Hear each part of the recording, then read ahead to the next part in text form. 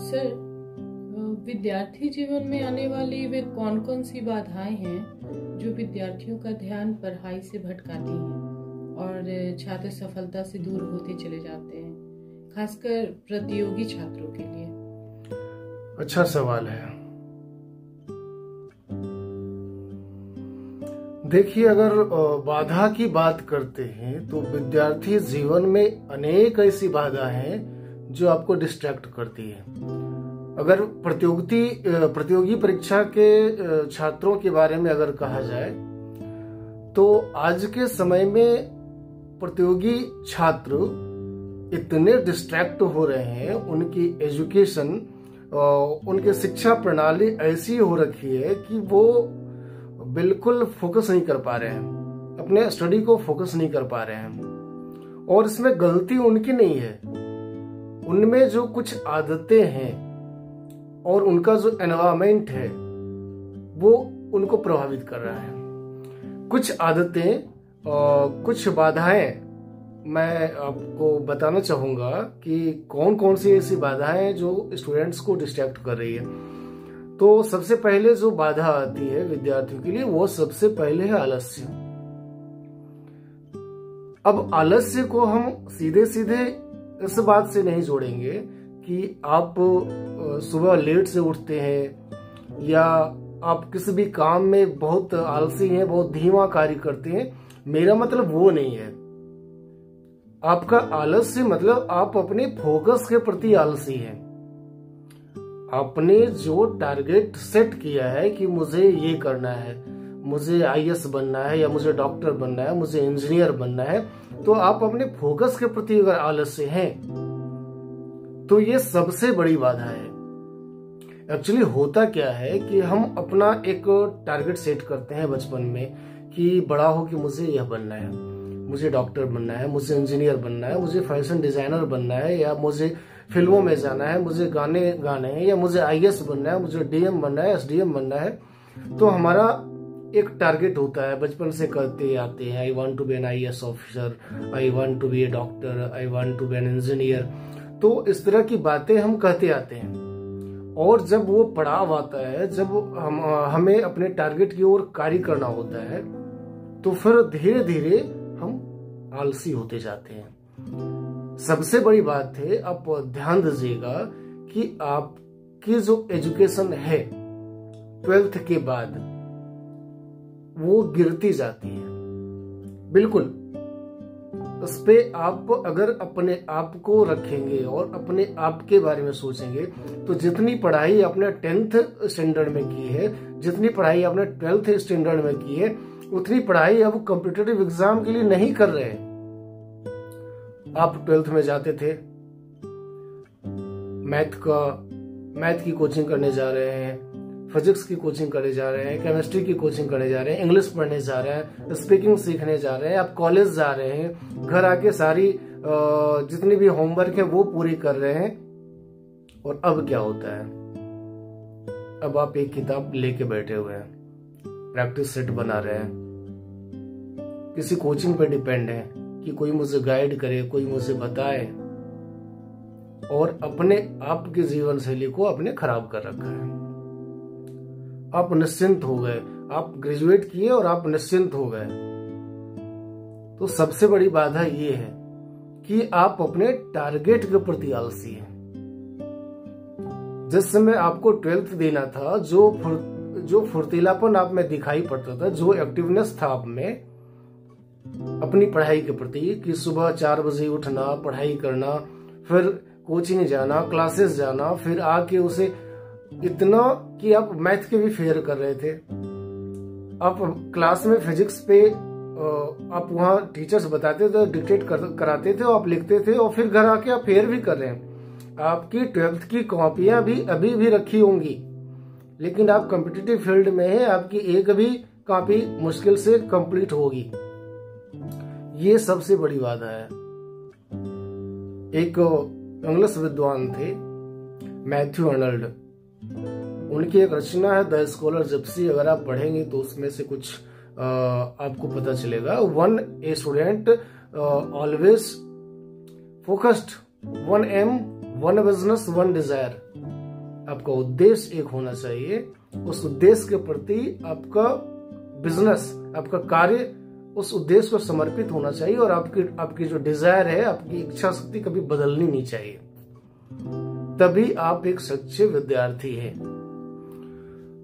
तो आलस्य में अगर हम एक दो चीजें और जोड़ दें, जैसे समय प्रबंधन की बात है ना, कि आप अपना रूटीन सेट नहीं करते, ये एक सबसे बड़ी समस्या है। कि आपको पढ़ना क्या है, आपको क्या पढ़ना है और क्या छोड़ना है, इसकी कोई व्यवस्था नहीं है आपके पास।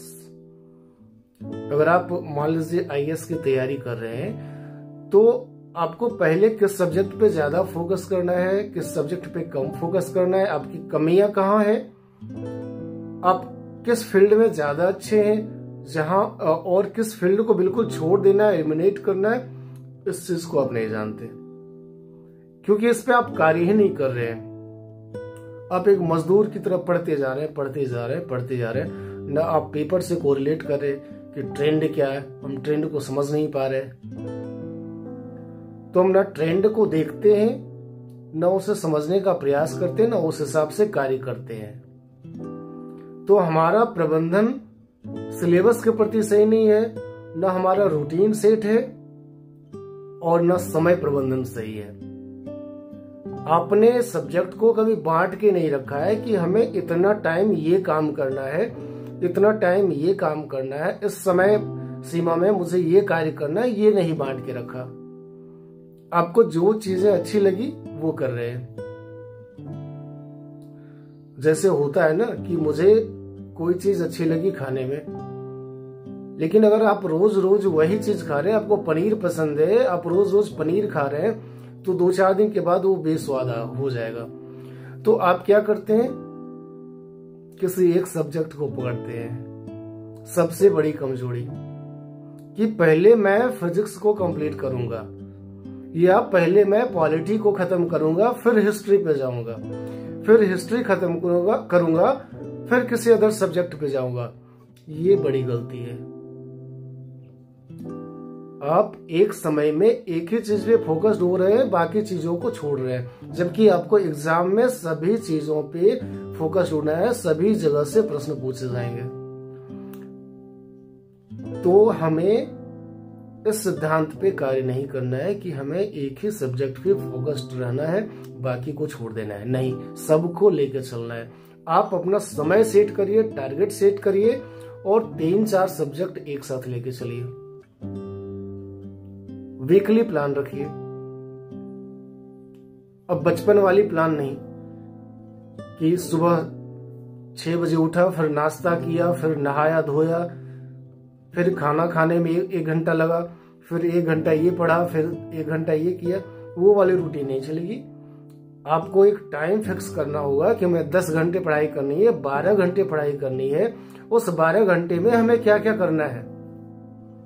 2 घंटे हमें इस चीज पे काम करना है, 2 घंटे इस चीज पे काम करना है। तो एक निश्चित समय सीमा, एक निश्चित रूटीन और निश्चित सब्जेक्ट का बंटवारा, अगर आप इस तरीके से पढ़ाई करते हैं तो आप कभी असफल नहीं होंगे।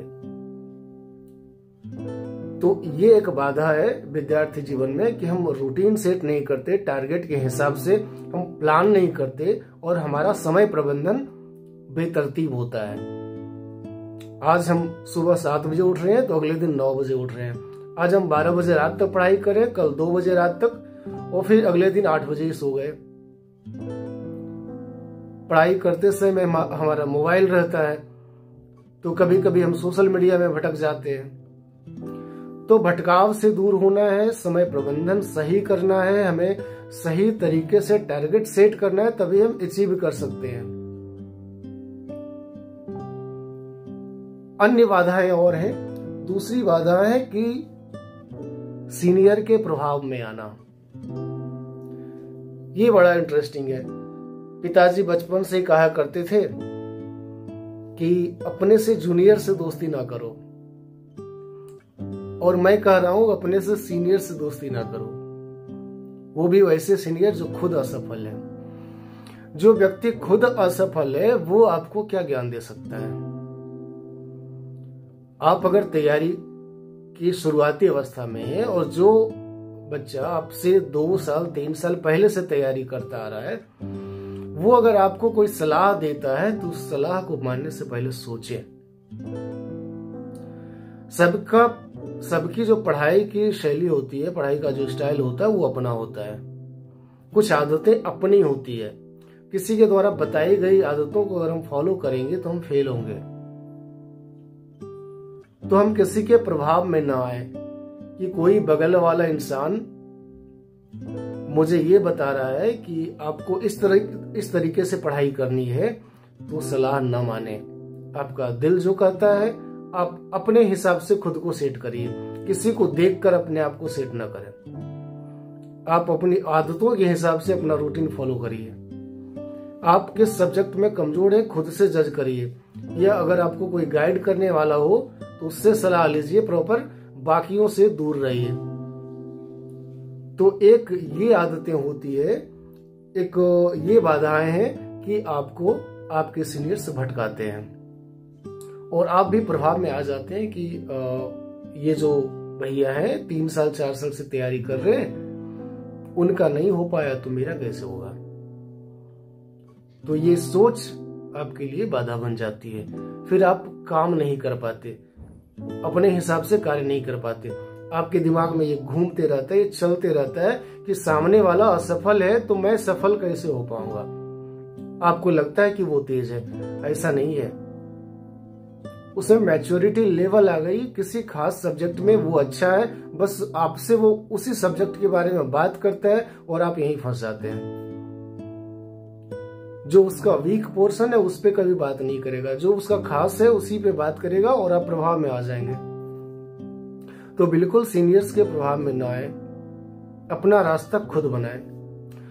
इसके बाद जो और बाधाएं वो है आत्मविश्वास की कमी। आत्मविश्वास की कमी सबसे बड़ी बाधा है,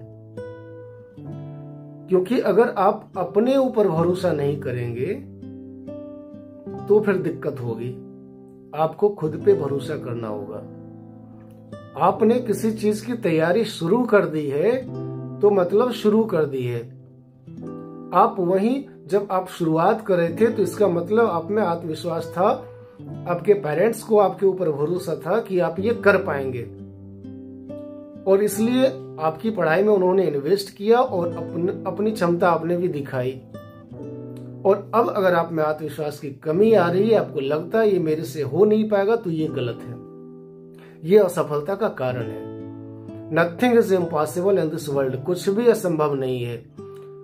आप मानिए I am the best and I can do, और आप कर लेंगे। आप नेगेटिव सोचेंगे तो आपके साथ नेगेटिव होगा, इसलिए आज से पॉजिटिव सोचना शुरू कर दें। आप पॉजिटिव सोचेंगे तो आप सफल होंगे। इसलिए अपने बारे में कभी ये वहम ना पाले कि यह मेरे से नहीं हो सकता। चाहे समय कितना भी कम क्यों ना हो, आप अपने एफर्ट से कुछ भी हासिल कर सकते हैं। इसके बाद जो सबसे बड़ी बाधा आती है, आप परिणाम के आने से पहले ही सशंकित हो जाते हैं। आपका एग्जाम अगर 4 महीने के बाद है तो आज अगर आपने कोई टेस्ट दिया, उस टेस्ट को दे करके अपने आप को आपने जज कर लिया कि लगता है मेरे से नहीं हो पाएगा, जबकि अभी आपके पास 3-4 महीने का वक्त है। वहां आपको पॉजिटिव होना है, वहां आपको ये सोचना है कि अच्छा है 4 महीना पहले पता चल गया कि हमारा ये पोर्शन कमजोर है और मुझे इसको ठीक करना है। देखिए आप सफल हो जाएंगे। लेकिन अगर आप मन से हार जाएंगे कि मेरे से यह नहीं हो पाएगा, तो दिक्कत है, तो आप हार जाएंगे। इसलिए हमेशा यह सोचना है कि ये मैं कर सकता हूं या कर सकती हूं, तो आप कर ले जाएंगे। तो परिणाम के आने से पहले सशंकित नहीं होना है। आपको अपने लक्ष्य पे कार्य करना है, अपने ऊपर भरोसा करना है, आप सफलता जरूर प्राप्त करेंगे। अन्य बाधाओं में एक बाधा यह भी है बेहतर गाइडलाइंस का अभाव। एक्चुअली होता क्या है कि एक ही स्टूडेंट बार बार कई सीनियर से मिलता है, मेंटोर से मिलता है, टीचर से मिलता है, और सब की अपनी अलग अलग शैली होती है बताने की,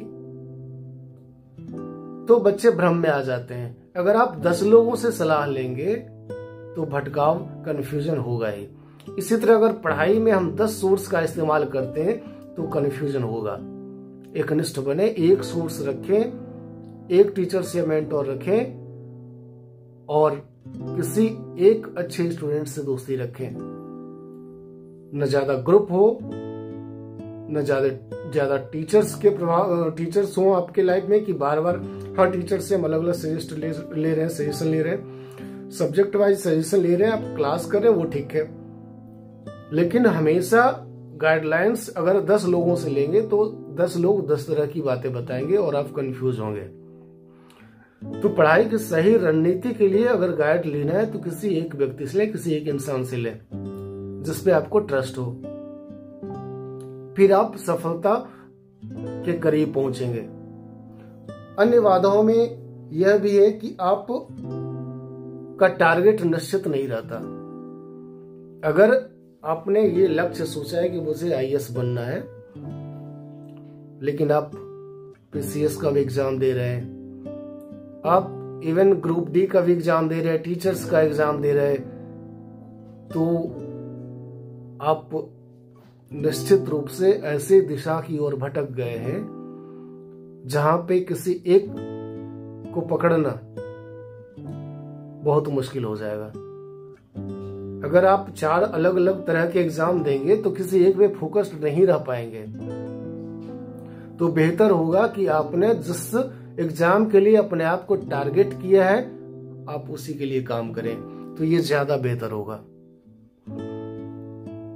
अगर 10 तरह के एग्जाम देंगे तो आपका समय खराब होगा और आप कभी भी एक निश्चित टारगेट पर काम नहीं कर पाएंगे।